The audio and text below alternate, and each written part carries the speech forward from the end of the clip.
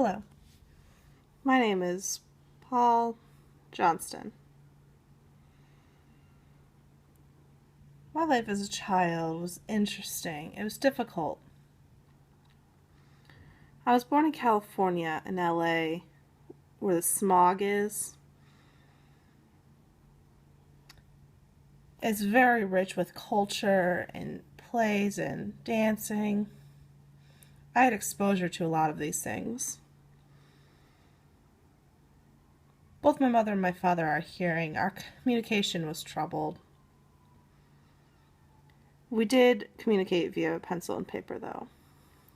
They were adamant about taking me to museums and exposing me to arts.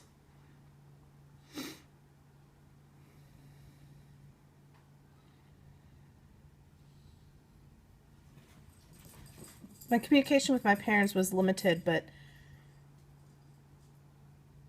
I didn't have any siblings. I was the only kid. So growing up, I dreamed a lot and was creative. My true siblings were my toys. I loved these little toy soldiers. I would line them up for war.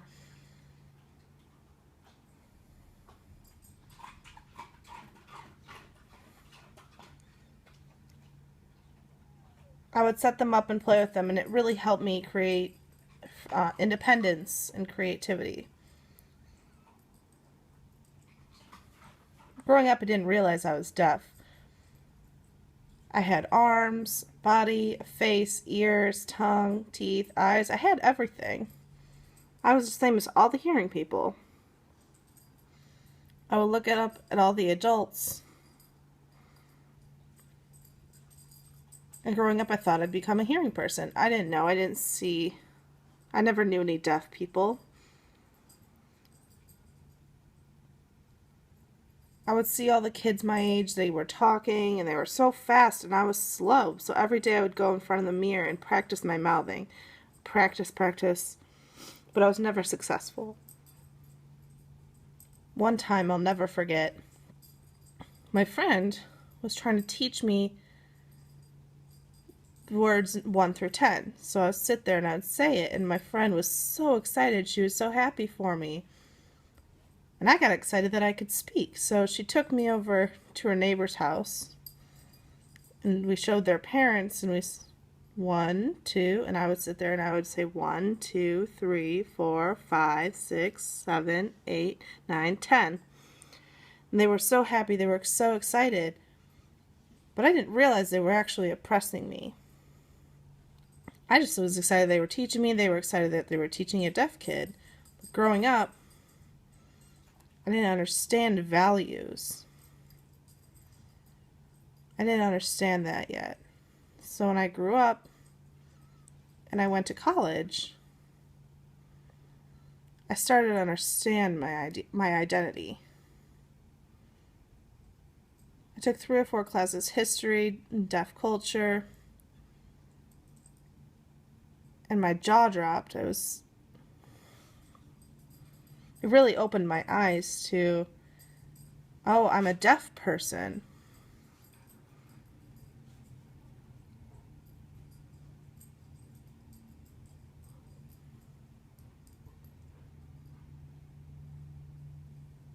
Growing up, I loved art.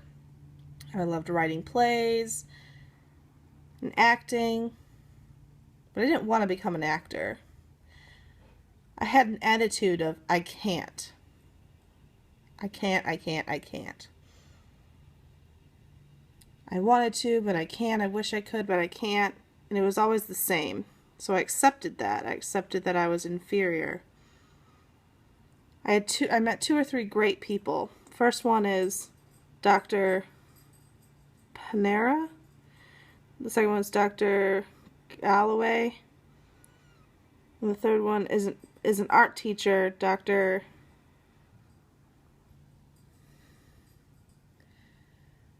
They had these beliefs, and they were successful deaf artists. And I said, I wanted to be that. Why can't I be that?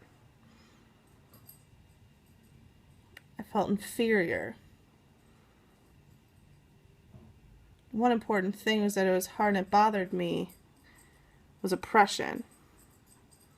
Wasn't oppressed by hearing people, no. Deaf people, no. It was the stupid people that oppressed me.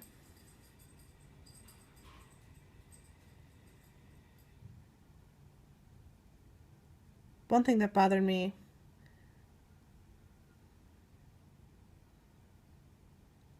I got through the jungle and opened the doors.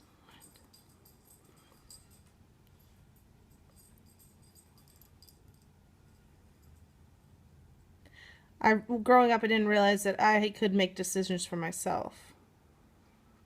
They were my decisions to make. So in college, I went to NTID, a deaf institute. So I went there and there was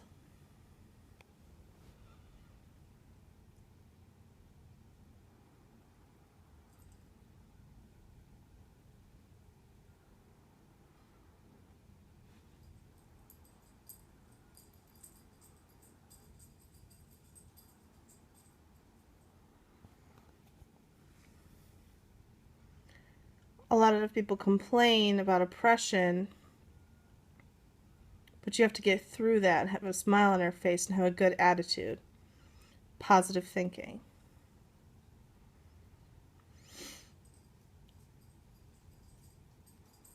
Gave me a lot of independence and strength and gut feeling.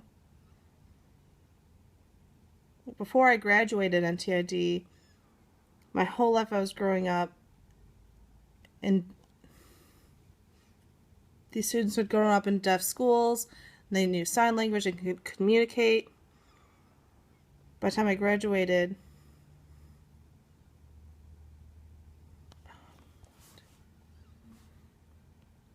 when I was graduating, I thought, what should I do after graduation? Where should I go?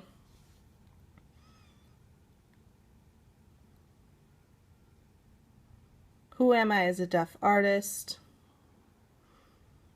So I decided I would go to Penn State University. It was about the fall before I was a senior. I was successful and independent and making decisions for myself without any help from other outside people. So I went to the library. I picked up some books and I looked through them, and it was a good experience for me, good independence. I decided I would send off applications, 8 applications. Maybe 1 would accept me, and then the other 7 would decline me. So I just played it safe. But later, all the schools accepted me, which was a very difficult decision for me to pick one. So I majored in furniture design. Why did I pick that major? Well, I wanted to go to college and learn and have fun and find out about myself. I didn't go there just to become... I wanted to improve myself. Have a better attitude. Since before, I took a psychology course. Felt inferior.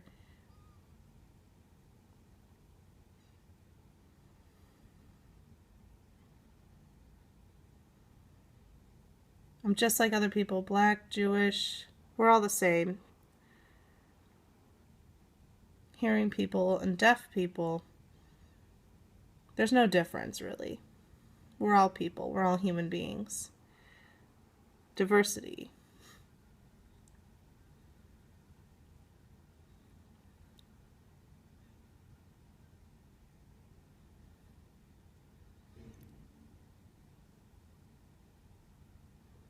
I decided to go to Penn State, and my friends were like, what?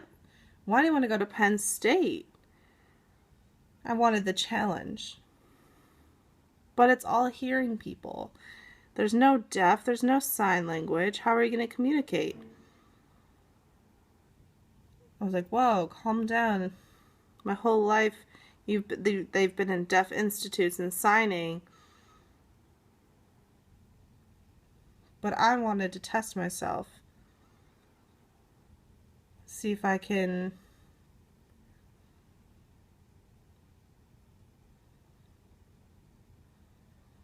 the first day at Penn State, I went outside my bedroom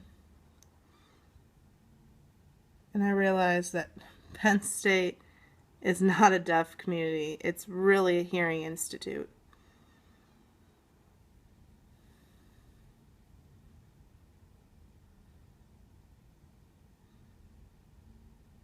These people knew nothing about deaf culture. So I had to be patient, test my patience, and keep a good attitude. So I always had to keep a pencil and pad of paper, and I put it in my pocket. It looks like a nerd, but it was important. So I'm walking through, and no one was signing. Everyone was speaking, using their mouths, walking past me. So I opened up a map. I felt like I was at camp, survival camp. I asked the person for help and they just looked at me strange. They were confused, so I wrote down, "Where's registration?" And so he started pointing all over the place, and I had to use his body language, and I started getting frustrated.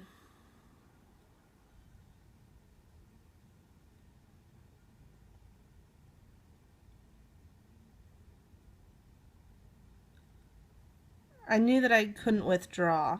I knew the form, I knew how to fill out the form, but I didn't know how to find it.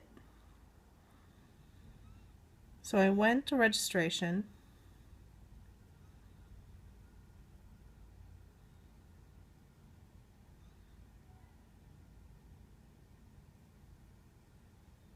My first year, all the students were scared of the deaf person.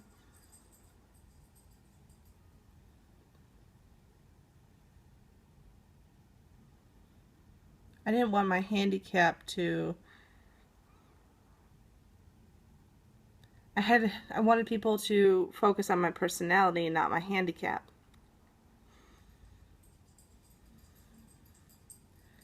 Look at my creativity, my personality, and they became comfortable with me.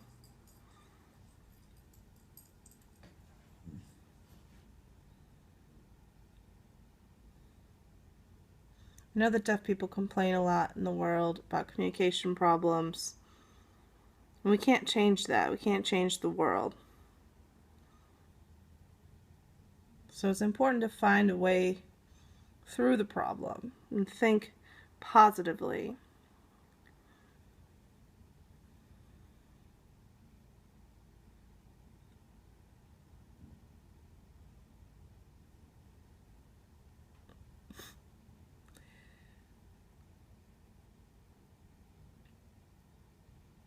It's important for deaf children to wake up and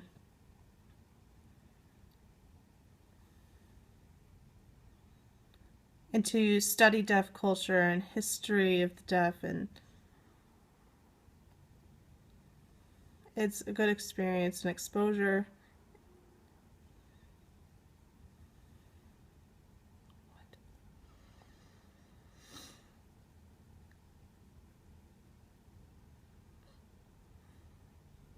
Growing up, I was asleep to these. I didn't wake up, and when I finally went to college is when I woke up and realized these things.